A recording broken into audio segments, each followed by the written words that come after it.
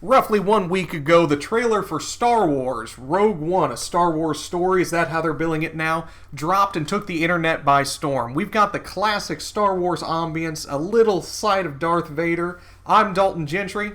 I'm Adrian Fort. And we like to call ourselves the Aristocrats. Now, Adrian, we saw this trailer. This is going to be our reaction to it, I think. Not a reaction to the trailer, but little bit of a review. A response to the trailer. How did you feel about it? What's going on with this? To be very honest, I am more excited about this than I was for The Force Awakens. Shut up. No, I really am. The Force Awakens and all of its billing and all of the previews and everything like that, it just looked like fan service. And when the movie actually came out, it was enjoyable. This trailer wasn't fan service? This didn't seem as much like fan service. No. What classic characters did you see? Darth Vader. One, right? Okay, but that's fan service. And, okay, now I'm going to go double-edged sword on this, because I like this, but it's fan service.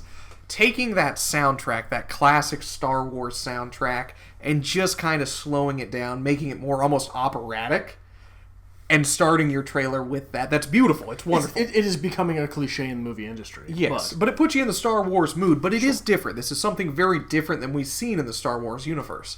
We're not going to be dealing with the regular canon of Star Wars, the Jedi, things along that nature. This is a story that appears to be about a rebellion. Right. This is a war story, right? This is a war story. This is a movie that happens before episode 4. Yes, and after seeing this, I'm sitting here thinking, this is Saving Private Ryan in space. That's what we're looking at here. I don't know that I would be able to argue with that, especially at this point in time, not knowing everything that this movie's about. Okay. But so imagine this is 50% of the movie that Saving Private Ryan was, and 50% of the movie that episode 4 was. Is this going to be a good movie? Does it have the potential to be a good movie? No, hold on. Would it be? Would it be? 50%, yes. If that's what we're taking out to be good. Does it have the potential to be good? Yes. Okay. George Lucas' Star Wars rarely disappoints. Even episodes 1, 2, and 3, a lot of people weren't happy with them. Look at the gross. Oh, yeah. They made money, sure, but there are, 95% of Star Wars fans would like to not accept them as canon. Yeah. Here's the thing. With Force Awakens, I've got a friend who's a huge Star Wars fan. He hated the movie. Really? Hated everything about it. I enjoyed it. I thought it was great. Yeah, I think that it was the perfect movie to relaunch Star Wars with, because there was just enough there for old fans to know they're getting the fan service. Yes. And just enough for new fans to be able to look at to see what the Star Wars universe is about. Okay. But we are going to be dealing with some different characters here. We get to see, it seems to be the theme of this is rebellion. That's constantly brought up. This is rebellion. This is what rebels do. This seems to be almost a comment on the rebellion from the Star Wars universe, like getting away from Star Wars and creating a different movie. As much as I like to say this is just George Lucas saying, hey, I need some more money. George Lucas does not own Star Wars anymore. Oh, Disney being on their tyrant right now. So let's get that straight immediately. Because I think what Disney's doing here is very beautiful, though, because they are taking older properties, they're taking Marvel, they are taking Star Wars, they're taking their animated princess movies and turning them into live-action movies. Okay. So they're retelling stories. And in doing so, they're adding a layer on top of things. Every time you create a movie about a comic book character, you're adding another layer onto things, because you're getting more minds involved on the property that already existed. Okay. My biggest apprehension with this. Yes. What's the greatest movie about golf? Do you know? I have no idea what you're talking about. Caddyshack. Oh, okay. What's the worst movie about golf? I have no idea what you're talking about. Caddyshack 2. Oh. It's absolutely terrible. This seems to be like it's going to waltz a very dangerous line here of being a spin-off. This could be a spin-off that is just not there. But I want you to tell me, from the 2 trailers that are available, what about them said spin-off to you? I got no shot of that with anything. I don't think there was, in those 2 trailers, there was not an establishing shot that said spin-off. It's a dangerous game here, because you are taking everything that is the Star Wars universe, but telling a different story. So a lot of people are going to go in seeing this as Star Wars and be disappointed that they're not getting Star Wars. but it's in the same universe. Here's the thing. I think this is going to be the most wars of the Star Wars movie. Does it not look that way? It does look like a war film. Now, I think that the one thing that's going to seem maybe kind of hokey if you were an Adrian-level Star Wars fan who knows about it, but I've never been deep into the Star Wars mythos, right? Okay. But the question I've always had about Episode 4, there's just this one little hatch that you can shoot things through and explode the whole damn Death Star.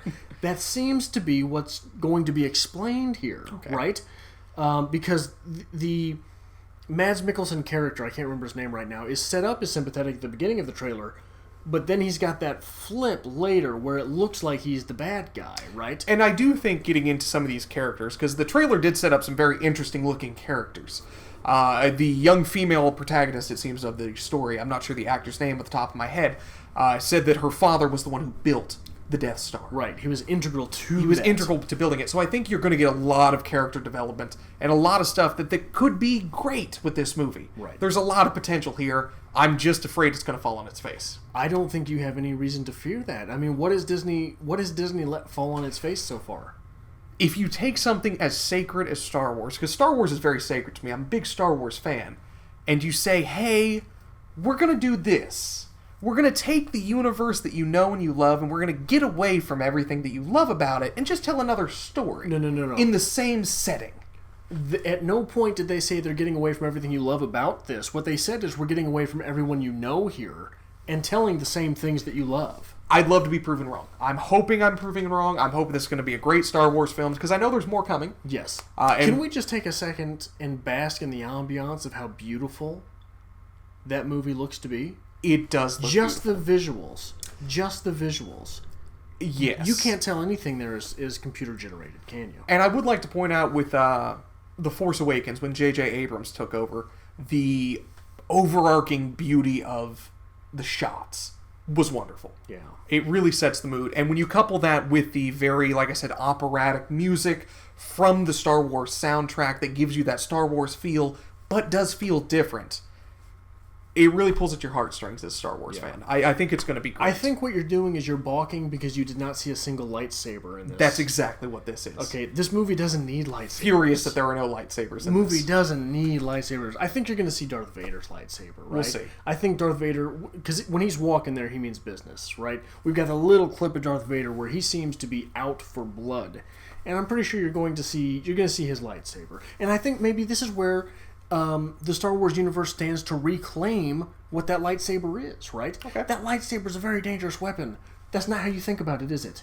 No. You think, wah, wah, wah. That's what you think about, because all the prequels were just thousands of lightsabers spinning around everywhere. Yes, in the episode 4, it was a very sacred, powerful weapon. In episode 1 through 3, you could pick them up at the dollar store. Right. They're everywhere. So, what you do here is, if Darth Vader's lightsaber is the only... I mean, we're not going to get into phallic symbols, but if Darth Vader's lightsaber is the only lightsaber that appears, and Darth Vader only pulls his lightsaber out when people die, you're going to come to notice that this weapon means business as well, right? Okay. So I think that is where you say they're getting away from everything you know and love about the Star Wars universe. I think this is where they stand to be able to reclaim some of it. So, overall, were you satisfied, were you not satisfied with this trailer?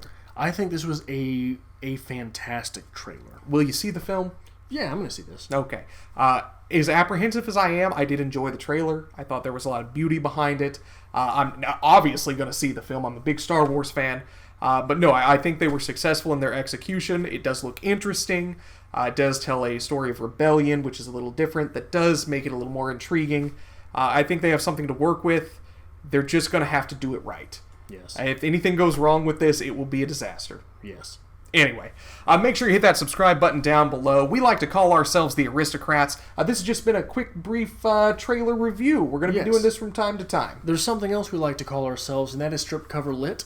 We will leave a link in the description below to our other channel. If you like books and you like stories in that fashion as well, make sure you click on over there and hit the like and subscribe buttons over there as well.